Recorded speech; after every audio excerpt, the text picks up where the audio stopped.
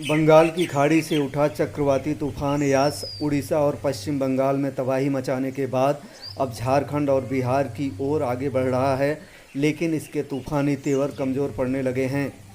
वहीं जैसे जैसे ये अपने केंद्र से आगे बढ़ रहा है, जिन इलाकों को छू रहा है, वहां और आसपास मौसम रुख बदल रहा है।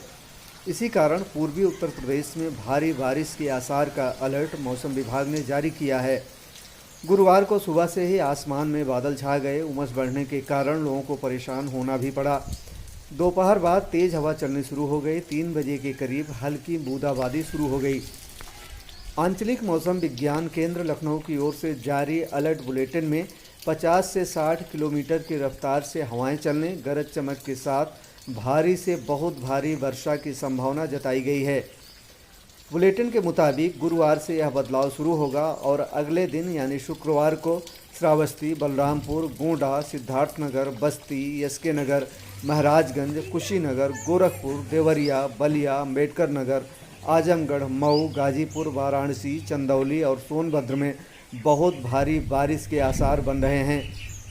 वहीं हल्की से भारी बारिश वाले ज़िलों में अयोध्या, सुल्तानपुर, जौनपुर, प्रतापगढ़, एसआर नगर, मिर्ज़ापुर और आसपास के इलाके शामिल हैं।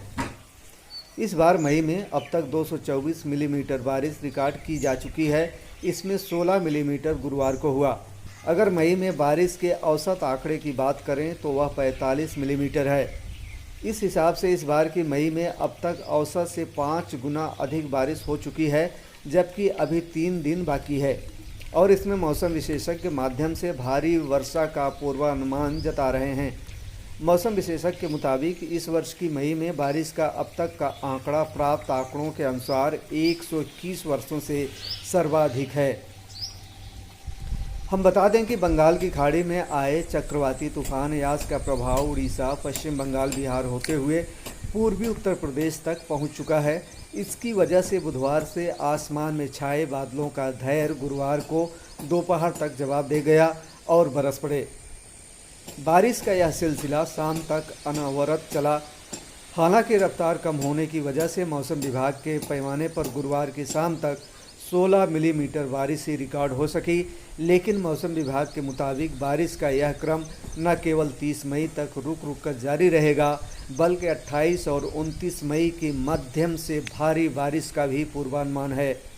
इस दौरान 25 से 30 किलोमीटर प्रति घंटे की रफ्तार से पूर्वा हवाएं भी चल सकती हैं।